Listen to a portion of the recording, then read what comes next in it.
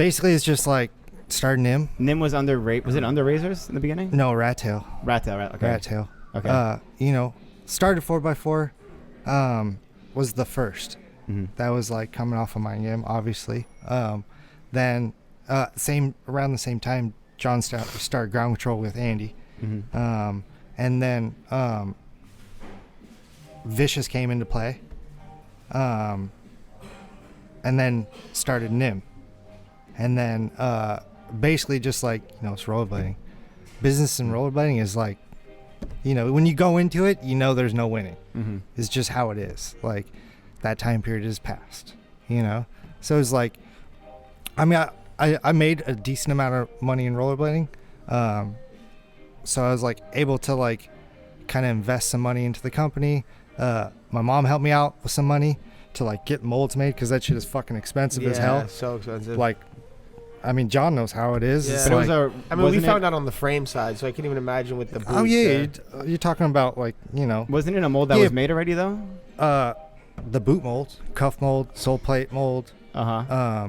Like, okay. Yeah. So those things. Yeah. Like, but and the skin and stuff. I yeah, guess. but the Colt mold was there. Yeah. So basically just like you go bankrupt. Yeah. You know what I mean? It's like the same approach to like these badass spots. It's like, what can you do, man? Yeah. You know what I mean? Like, I don't know. It's just like when you invest capital and the capital runs out, Mm-hmm. like, what do you do? Yeah. You know what I mean? And like, you get put at a crossroads. You're like, okay, do I want to do this? Do I want to not? Mm-hmm. The only way to do it is just dump more capital into it. Mm-hmm. Yeah. But when there's, nothing to dump, I had like a little bit of money left, and I was like, last shot. Do I just like quit? Do I quit, or do I go all in? Last bullet. So All in. I went all in. Was you leaving Razors to do that not as hard as you leaving USD for Razors? Was it more? Wait, what? Like you said when you left USD for Razors, that was like one of the hardest things you had to do. Like, was you leaving Razors, having that legacy and everything with that company, to do your own thing? Was that as tough a decision to make? Yeah. It There gotta be some excitement there because you're starting your own. It was different. Yeah. Because like, I knew I could compete with Mind Game. I knew I could compete with USD. I didn't know if I compete with Razors. Like, it's kind of scary. Like right? I built a fucking created that monster with that brand. Like all these, like, Yeah. I am who I am today because of that time period. Yeah. Mm-hmm. Like, and like, maybe I kind of knew that it was impossible, Mm-hmm.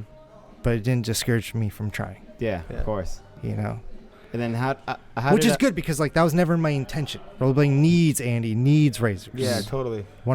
Mhm. It was never my intention. Mhm. You just wanted to do your own I thing. just wanted to contribute. Yeah. Mhm.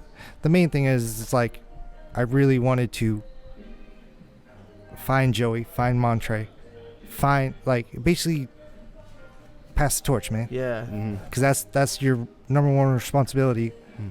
when you reach the top. Mhm. Is to pass the torch. And that, like, you know what I mean? Like, that was like always something in my career that I always wanted to do, was just like give people the opportunity to like receive the beautiful things rollerblading has to offer for them.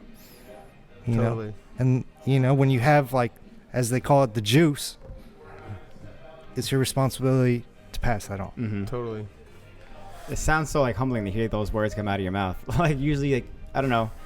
I guess we don't really hear you speak about stuff like this too often. So to hear that this is your way. Think about it, man. Like, rollerblading gave me so much. Totally. Like, you have to, man. Mm-hmm. Like, that's like, It's like pay it forward. you have to pay it forward, Yeah. man. Mm-hmm. Like, I wouldn't have none of this.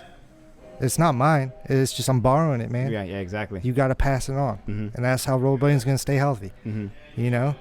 Nah, man. I remember. I think it was. Yeah, the Black Market video, or it was like the rollerblading documentary.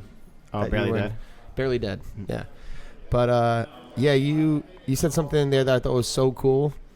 You're like, whatever, like, no one knows where blading is gonna go. No one knows what's Yeah. gonna happen. He's like, but we As long keep as we're believing doing in it. Something's gonna happen. Like, It's true, man. Cause Yeah. like, like, that's why I'm here. That's why I'm here today. Mm-hmm. You know, it's like, yeah. this is like, rollerblading is like, you know, everybody always talks about this whole thing like, oh, rollerblading's dead, rollerblading's dying, all this stuff. It's like, rollerblading will never die. Never die. Mm-mm. As long as you have the people, like, keeping the torch lit and passing it on. Because, like, it's already been created. It's already been set up. And, like, It's there. you know, so let's say rollerblading goes back to, like, where it used to be. It ain't going to stick around. Mm-hmm. It's going to die out eventually again. Mm-hmm. But you have to, like, I don't know, you have to create that foundation to, like, be able to survive through those things. And, like, to be honest, I think that mind game period, like, coming out of corporate rollerblading, like, that was one of the goals. Because, like, you didn't want to go skate to, like, hit the skate park to go win X Games. Like, you want to go street skate and create a culture so that when those contests leave and that money leaves, you're left with, like, the real. And if that goes, then the sport goes. So it's like, you know, you have to create that, like, that Contribute to that culture and build it. you know what I mean? That, like, real, like, it don't matter, like, what I get for doing this. I just do it because I truly love it. Like, that's the most important. Because, That's like, real. you know, That's like, a good. like what words. you going to skate for? You going to skate to win stuff? You going to skate for money? Like, I mean, it would be nice. people have. people have. Yeah. Right? But at That's the not like the core. but at the same Yeah. time, like, you put on skates, you go out skating, like, the smile you have on your face is worth way more than anything you're gonna win. I'll tell you that. And that That's smile, 100% true. that smile, will last longer than any dollar you will make off Mhm. rollerblading. So it's like that's True. why you blade, man. Or that's Mhm. why you should blade. Mm-hmm. You know, and just love it, enjoy it. Because, you know, when you go to work and all those other cats you work with day to day, they ain't got something like that. Exactly. I don't They never ain't. know. And like that thing that like he's talking about it being rare. It's rare, man.